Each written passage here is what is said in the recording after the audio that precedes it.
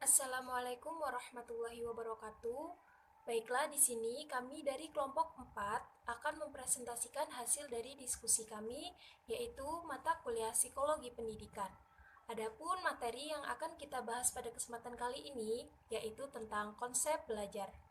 Baiklah, di sini saya Marlia Sari, nomor pokok mahasiswa 191111000121 akan membawakan materi yang pertama, yaitu tentang definisi belajar dan tujuan dari belajar. Apa sih belajar itu? Dan kenapa belajar itu perlu?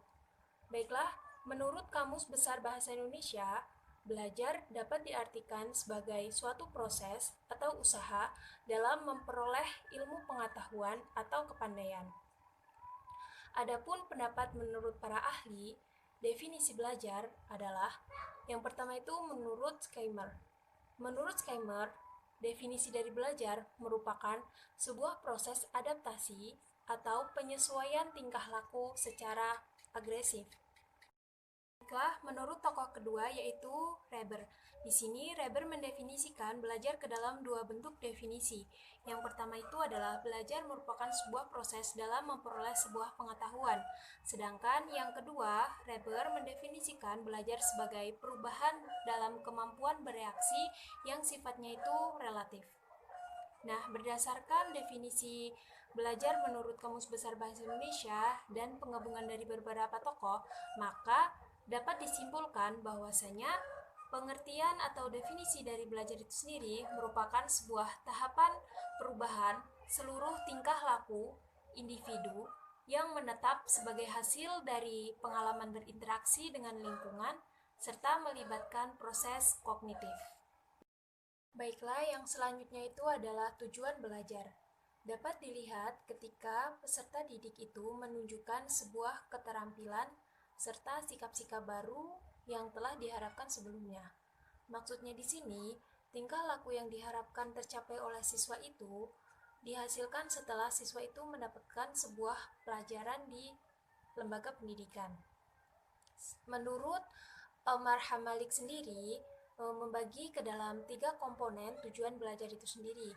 Yang pertama itu adalah tingkah laku terminal. Maksudnya di sini adalah menentukan bahwasanya tingkah laku peserta didik setelah mengikuti pembelajaran. Kemudian yang kedua itu adalah kondisi tes, di mana siswa dituntut untuk menunjukkan dari tingkah laku terminal tersebut. Kemudian yang terakhir itu adalah ukuran perilaku. Maksudnya di sini adalah tentang pertimbangan dari perilaku siswa itu sendiri. Selain itu, tujuan belajar juga sebagai titik tolak untuk merancang sebuah sistem pembelajaran agar dapat berjalan secara efektif, seperti halnya mampu menilai hasil belajar seorang peserta didik, membimbing peserta didik dalam belajar, merancang sistem pembelajaran dengan baik dan benar, melakukan komunikasi antar guru, serta dapat melaksanakan kontrol belajar terhadap keberhasilan program pembelajaran. Baiklah, mungkin itu saja yang dapat saya sampaikan. Selanjutnya akan dilanjutkan oleh kawan saya, Marisa Trilestari, sebagai pemateri kedua. Nama saya Marisa Trilestari, NPM 1911100120. C. Faktor-faktor yang mempengaruhi belajar. Faktor-faktor yang mempengaruhi belajar meliputi faktor yang berasal dari dalam diri siswa atau intern dan yang berasal dari luar diri siswa atau ekstern. Berikut faktor-faktor yang mempengaruhi belajar, yaitu pertama faktor internal. Di dalam faktor internal itu ada faktor jasmania, dan di dalam faktor jasmania itu terdapat faktor kesehatan, fungsi jasmani atau fisiologis. Lalu ada faktor psikologis. Di dalam faktor psikologis itu terdapat inteligensi, perhatian, minat, sikap, bakat, motif, kematangan, dan kesiapan. C. Faktor kelelahan. Faktor kelelahan dapat mempengaruhi belajar siswa. D. Faktor latihan dan ulangan. Dengan rajin berlatih dan sering melakukan hal yang berulang-ulang, pengetahuan yang dimiliki menjadi semakin dikuasai dan mendalam. 2. Faktor-faktor eksternal. Di faktor eksternal terdapat lingkungan sosial. Di lingkungan sosial terdapat 1. Faktor keluarga. Fungsi faktor keluarga yaitu cara orang tua mendidik relasi antar keluarga dan suasana rumah, keadaan ekonomi keluarga, dan latar belakang kebudayaan. 2. Faktor sekolah. Dan 3. Masyarakat. Lalu ada lingkungan non-sosial yang dapat mempengaruhi belajar, yaitu lingkungan alamiah, faktor instrumental, materi pelajaran. Menurut Hamlik, belajar yang efektif sangat dipengaruhi oleh faktor-faktor kondisional berupa faktor kegiatan, penggunaan, dan ulangan.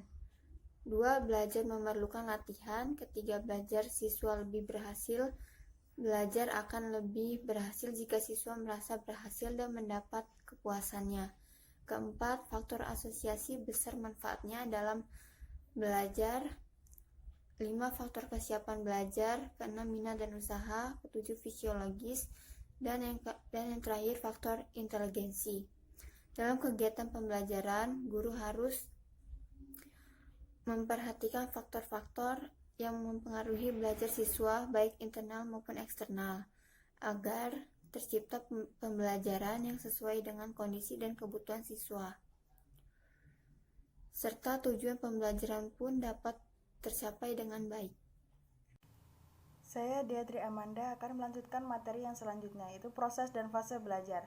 1. Definisi proses belajar. Proses adalah kata yang berasal dari bahasa Latin processus yang berarti berjalan ke depan. Kata ini mempunyai konotasi urutan langkah atau kemajuan yang mengarah pada suatu sasaran atau tujuan. Menurut Chaplin, proses adalah suatu perubahan yang menyangkut tingkah laku atau kejiwaan. Sedangkan menurut Reber, dalam psikologi belajar, proses berarti cara-cara atau langkah-langkah khusus yang dengannya beberapa perubahan ditimbulkan hingga tercapainya hal-hal atau hasil-hasil tertentu. Jadi, proses belajar dapat diartikan sebagai tahapan perubahan perilaku kognitif, afektif, dan psikomotor yang terjadi dalam diri siswa. Perubahan tersebut bersifat positif, dalam arti berorientasi ke arah yang lebih maju daripada keadaan sebelumnya. Yang kedua itu fase-fase dalam proses belajar. Menurut Brunner, dalam proses belajar, siswa menempuh 3 episode atau fase. Yang pertama, fase informasi. Yang kedua, fase transformasi. Yang ketiga, fase evaluasi. Dalam fase informasi, seseorang siswa yang sedang belajar memperoleh sejumlah keterangan mengenai materi yang sedang dipelajari. Dalam fase transformasi, informasi yang telah diperoleh itu dianalisis, diubah, atau ditransformasikan menjadi bentuk yang abstrak atau konseptual supaya kelak pada gilirannya dapat dimanfaatkan bagi hal-hal yang lebih luas. Dalam fase evaluasi, seorang siswa akan menilai sendiri sampai sejauh mana pengetahuan atau informasi yang telah ditransformasikan tadi dapat dimanfaatkan untuk memahami gejala-gejala lain atau memecahkan masalah yang dihadapi. Sedangkan menurut Wittig, setiap proses belajar selalu berlangsung dalam tahapan-tahapan yang mencakup tahapan perolehan atau penerimaan informasi, tahapan penyimpanan informasi, dan tahapan mendapatkan kembali informasi. Pada tahap perolehan atau penerimaan informasi, seorang siswa mulai menerima informasi sebagai stimulus dan melakukan respon terhadapnya, sehingga menimbulkan pemahaman dan perilaku baru. Yang kedua, pada tingkatan penyimpanan informasi.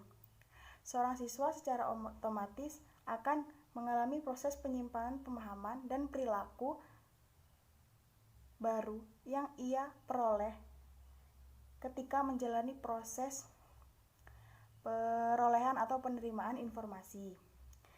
Yang selanjutnya atau yang terakhir, pada tingkat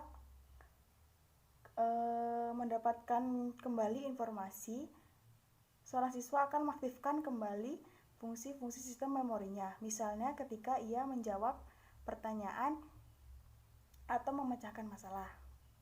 Proses ini pada dasarnya adalah upaya atau peristiwa mental dalam mengungkapkan atau memproduksi kembali item-item yang tersimpan dalam memori berupa informasi, simbol, pemahaman, dan perilaku tertentu sebagai respon atau stimulus yang sedang dihadapi. Demikian materi dari kami, kurang lebihnya mohon maaf. Wassalamualaikum warahmatullahi wabarakatuh.